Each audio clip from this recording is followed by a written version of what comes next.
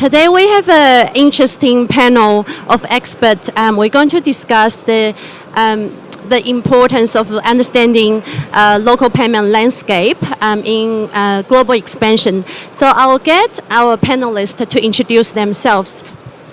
Hi everyone, thank you IFX Asia for having me here. I'm Amit Malik, I work for WadzPay.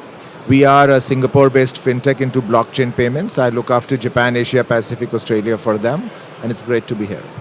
Amit, can you tell us how WadzPay differentiates itself from local competitors when you launch new products? That's an interesting one.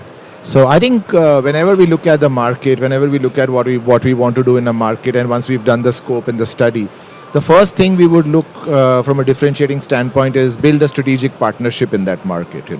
So we look at whether it's the government body, whether it's a financial services institution, whether it's a fintech, whether it's a telecom company, who's our strategic partner in that market. And it's important to have that strategic partner because while we bring in the global expertise and the solutions, the strategic partner is important for us to tell us about the local regulation, the local compliances, the need of the customer, and understands the customer set. So I think that's the first part that we would do.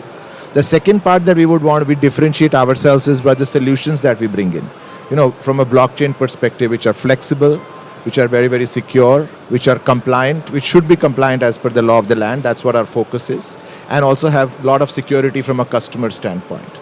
The third thing that we differentiate is we are interoperable. So we are agnostic of the chain that we would want to be. So that's something, and scalable. So these are the three factors that we bring in when we look at a market with a local partner. Thank you. So looking ahead, maybe Amit, if you can tell us what future trends are you currently keeping an eye on in terms of the APAC region payment landscape, and how are you going to adapt your solutions to those changes? I think the trends that I'm very excited about is peer-to-peer payment. Everyone talks about it. I think that's something that's really going to go big, and especially from a region standpoint.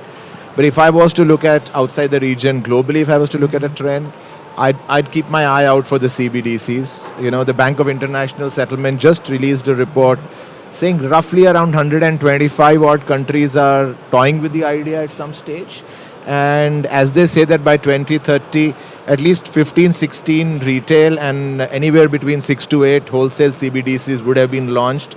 So I think that's a space that's going to become very disruptive, both for traditional payments and for new age fintech payments. I think that's the trend that I'd really keep my eye out, irrespective of who I was.